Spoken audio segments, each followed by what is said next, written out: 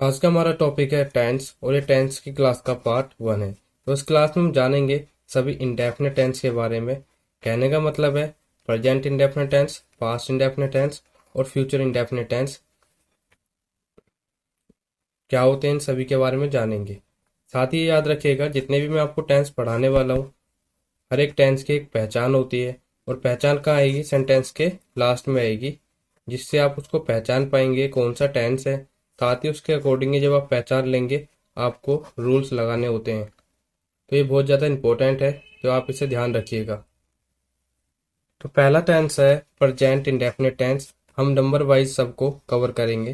तो present indefinite tense की पहचान होती है वर्ब के लास्ट में ताहे आता है। कहने का मतलब है आप ये मत समझिएगा कि सभी टेंस जिसके लास्ट में ताहे आता है वो प्रेजेंट इंडेफिनिट टेंस होता है। इसको मैं एग्जाम्पल के जरिए अभी समझाता हूँ। तो फिलहाल के लिए आप ये याद रखें वर्ब के लास्ट में ताहे आता है। एग्जाम्पल के लिए जैसे पहला एग्जाम्पल है वह पढ़ सकता है, इसके लास्ट में ताहे आ रहा है बट ये प्रेजेंट इंडेफिनिट टेंस नहीं है क्योंकि ये मॉडल्स है। एक और एग्जांपल देखते हैं, वह कुत्ता है, तो लास्ट इसके लास्ट में भी ताहे आ रहा है बट ये प्रेजेंट इंडेफिनिट टेंस नहीं होगा क्योंकि मैंने अभी बताया ताहे तो आएगा लास्ट में बट वो किसके लास्ट में आएगा, वर्ब के लास्ट में आएगा।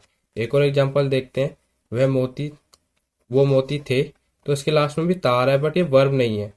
जितने भी हमने तीनों एग्जाम्पल देखे इनमें से कोई भी वर्ब नहीं है, ता है तो सभी के लास्ट में आ रहा है। बट इन एग्जाम्पल पर ध्यान दें, मैं पढ़ाता हूँ तो इसके लास्ट में ता है आ रहा है, तो ये प्रेजेंट इंडेफिनिट का टेंस होगा क्योंकि वर्ब के लास्ट में ता आ रहा है। पढ़ाना वर्ब होती है और उसके लास्ट में ता है आ रहा है, तो ये प्रेजेंट इंडेफिनिट टेंस होगा। एक और एग्जाम्पल जैसे वह खेलता है, तो खेलना वर्ब हो गई, उसके लास्ट में ता है आ रहा है। सरकार कहती है, कहना वर्ब हो गई, उसके लास्ट में ता है आ रहा है। तो ये तीनों टेंस प्रेजेंट इंडेफिनिट टेंस कहलाएंगे। ये तीनों टेंस प्रेजेंट इंडेफिनिट टेंस नहीं होंगे। एक और एग्जांपल जैसे वायरस खतरनाक होते हैं, तो यहाँ पे ता है तो लास्ट में इसके भी आ रहा है बट ये प्रेजेंट इंडेफिनिट टेंस नहीं होगा क्योंकि ये वर्ब के लास्ट में नहीं है, होना कोई यहाँ पर वर्ब नहीं है। तो शायद अब आप समझ ही गए होंगे जितने भी सेंटेंस जिसमें ताहे आता है वो सभी प्रेजेंट इंडेफिनिट नहीं होते हैं। वर्ब के लास्ट में अगर ताहे लगा आता है तो प्रेजेंट इंडेफिनिट टेंस कहलाता है। इसका रूल इस तरीके से होता है, सबसे पहले सिंगुलर सब्जेक्ट लगाएंगे, उसके बाद वर्ब में एस ई एस लगाएंगे सिंगुलर सब्जेक्ट के साथ, लास्ट में ऑब्जेक्ट आएगा। अगर नेगेटिव सेंटेंस बनाना है तो सिंगुलर सब्जेक्ट के बाद डज नॉट लगाएंगे, उसके बाद वर्ब की फर्स्ट फॉर्म फिर ऑब्जेक्ट। यहाँ पर ध्यान दें पॉजिटिव सेंटेंस में वर्ब में एस ई एस लगता है बट नेगेटिव में नहीं लगता है, वर्ब की फर्स्ट फॉर्म लगती है खाली, क्योंकि एस ई एस हमने पहले यहाँ पर लगा दिया होता है। अभी छोटी सी बात भी याद रखिएगा, जितनी भी वर्ब होती हैं सभी के लास्ट में आप एस लगाएंगे सिंगुलर बनाने के लिए।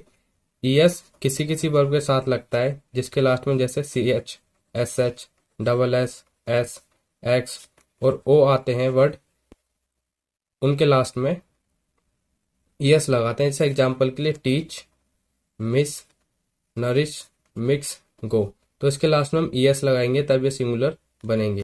सेकेंड रूल है, अगर आपका सब्जेक्ट प्लूरल है या फिर आई है तो उसके साथ वर्ब की फर्स्ट फॉर्म लगेगी, उसके बाद ऑब्जेक्ट। अगर आप प्लूरल सब्जेक्ट का नेगेटिव बनाना चाहते हैं तो प्लूरल सब्जेक्ट या आई, उसके बाद डू नॉट, डू नॉट के बाद वर्ब की फर्स्ट फॉर्म फिर ऑब्जेक्ट लगाएंगे। तो हम इनके कुछ एग्जाम्पल्स देखेंगे। अच्छे से समझने के लिए आप पहले रूल्स को कॉपी में लिख लीजिए, उसके बाद ट्रांसलेट करना। तो पहला एग्जाम्पल है वह पढ़ता है, तो ताहे आ रहा है मतलब प्रेजेंट इंडेफिनिट टेंस है, सब्जेक्ट आपका सिंगुलर है, तो सिंगुलर सब्जेक्ट लगाने के बाद वर्ब लिखते हैं पढ़ने के लिए रीड या स्टडी, और उसके बाद उस पर एस लगाएंगे। ई एस कहाँ कहाँ लगाते हैं मैंने आपको बता दिया है।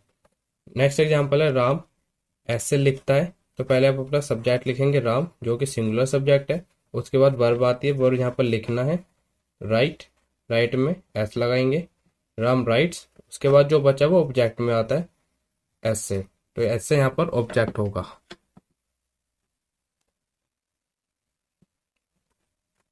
नेक्स्ट एग्जाम्पल है राम का दोस्त बोलता है, तो राम का दोस्त इतना पार्ट मैंने सब्जेक्ट वाले वीडियो में कवर करा है, आप इसे देख सकते हैं इसको कैसे ट्रांसलेट किया जाता है।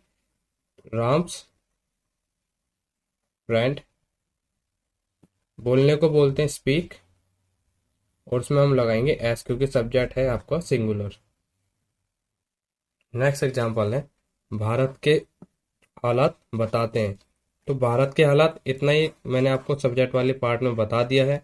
अगर आपने नहीं देखी सब्जेक्ट वाली वीडियो तो आप देख सकते हैं। द कंडीशंस, हालात मतलब कंडीशंस ऑफ इंडिया टेल्स, तो भारत के हालात बताते हैं। नेक्स्ट एग्जांपल है, वह पढ़ता नहीं है, या कहिए वह नहीं पढ़ता है आप कई में लगा दीजिए, इससे कोई फर्क नहीं पड़ता क्योंकि नेगेटिव वाला सेंटेंस है। तो पहले सब्जेक्ट ही सिंगुलर सब्जेक्ट के साथ डज नॉट लगता है नेगेटिव में, ही डज नॉट स्टडी। आप रीड भी लगा सकते हैं, दिमाग कहता है, तो उसकी ट्रांसलेशन होगी अवर माइंड, जो कि आप सब्जेक्ट वाले पार्ट में सीख सकते हैं। अवर माइंड से सिंगुलर हो गया तो उसके साथ सिंगुलर वर्ब लगाएंगे says, our mind says. Next example है, वे जाते हैं, तो सब्जेक्ट प्लूरल है, तो सबसे पहले सब्जेक्ट दे, उसके बाद वर्ब। अब इसमें ऐसी एस नहीं लगता है प्लूरल सब्जेक्ट के साथ। अगर आपको नहीं पता प्लूरल सब्जेक्ट क्या होता है तो सब्जेक्ट वाली वीडियो जरूर देखें। हम इंग्लिश सीख सकते हैं, पहले सब्जेक्ट लिखेंगे वी के बाद वर्ब लिखते हैं लर्न। हम इंग्लिश सीखते हैं, we learn English. Next example है, अमेरिका के लोग नौकरी नहीं करते हैं। अमेरिका के लोग, तो इसको इस तरीके से ट्रांसलेट किया जाएगा, द पीपल ऑफ अमेरिका नहीं करते हैं, मतलब नेगेटिव वाला सेंटेंस है, do not do job. Do job मतलब नौकरी करना। नेक्स्ट एग्जांपल है, इतिहास कहता है, तो इतिहास यहाँ पर आपका सब्जेक्ट हो गया जो कि सिंगुलर है। हिस्ट्री कहने को बोलते हैं से, उसमें एस लगाएंगे सिंगुलर सब्जेक्ट के साथ, वर्ब में एस या ई एस लगाई जाता है। नेक्स्ट एग्जांपल है, हमारे पेरेंट्स सही गलत जानते हैं। अवर पेरेंट्स यहाँ पर आपका सब्जेक्ट हो गया जो कि प्लूरल सब्जेक्ट है। जानते हैं, जानने को बोलते हैं know, our parents know right wrong, या राइट एंड रोंग भी हम कह सकते हैं। नेक्स्ट एग्जांपल है, मैं इंग्लिश सिखाता हूँ, आई, उसके बाद verb, I teach English. Next example है, आप वीडियोस पूरा नहीं देखते हैं। यू आपका सब्जेक्ट हो गया, नेगेटिव वाला सेंटेंस है, you do not watch full video. शायद अब आपको समझ आ गया होगा। टेंस सीखेंगे, पास्ट इंडेफिनिट टेंस को कैसे बनाते हैं। इसकी पहचान होती है वर्ब के लास्ट में आ से क्या तक कोई भी वर्ड आ जाए। कहने का मतलब है जो वर्ब का लास्ट होगा इस तरीके से होगा, जैसे जाना, गया, कहा, सुना, बोला, लिखा, समझा। याद रखिएगा इनके लास्ट में ना ही तो है आना चाहिए, ना ही था आना चाहिए, ना ही गा आना चाहिए।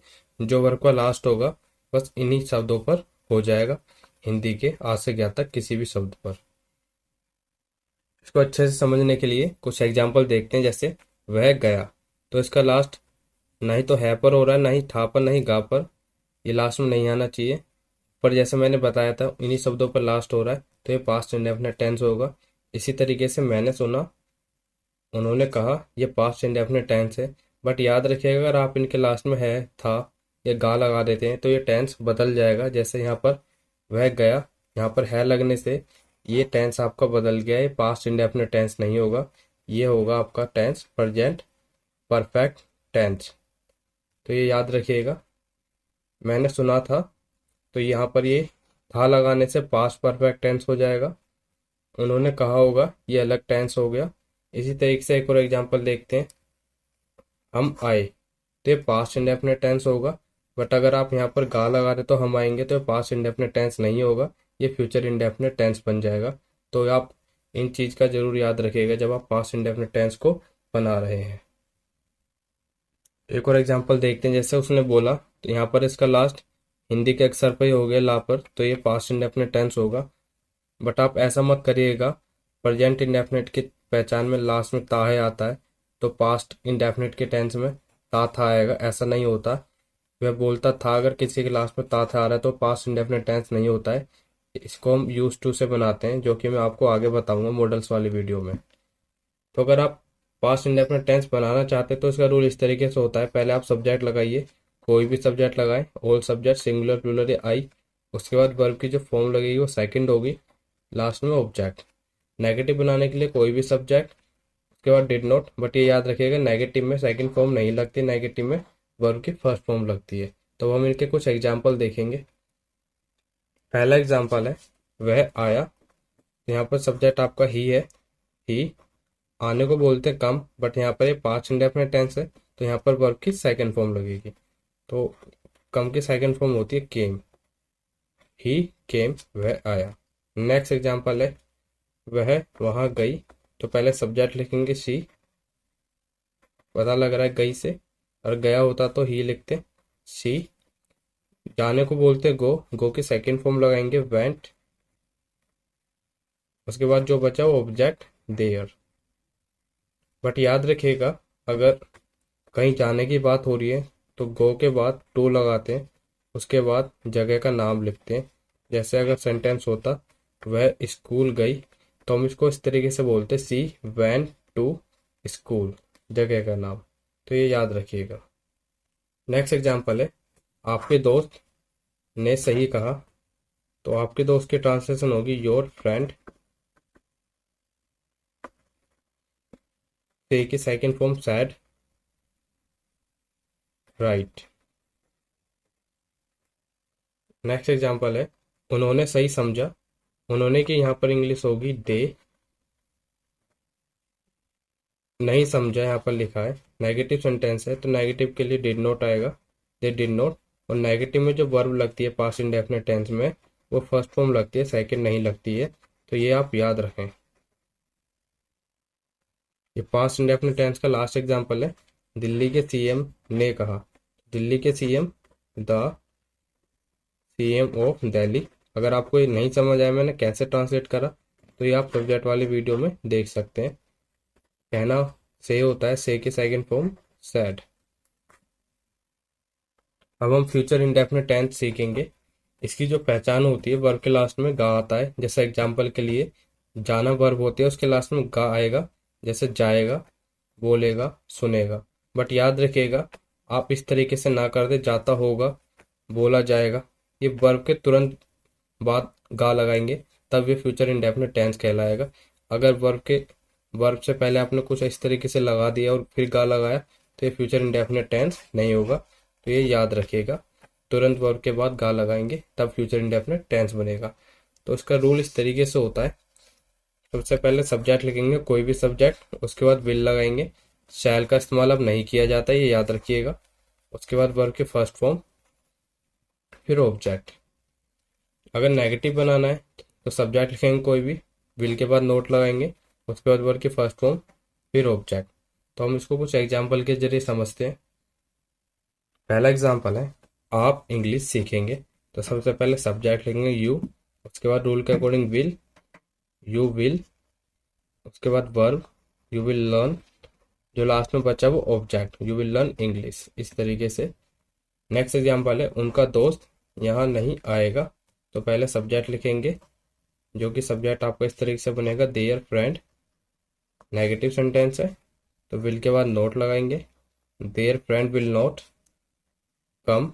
उसके बाद वर्ब, जो बचा वो ऑब्जेक्ट, हियर मतलब यहाँ, there friend will not come here. Next example है तुम नहीं समझोगे।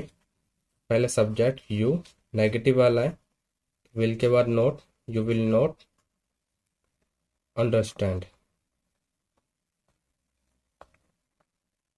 नेक्स्ट एग्जाम्पल है वह 500 रुपये लेगा, ही के बाद विल टेक 500 रुपीज।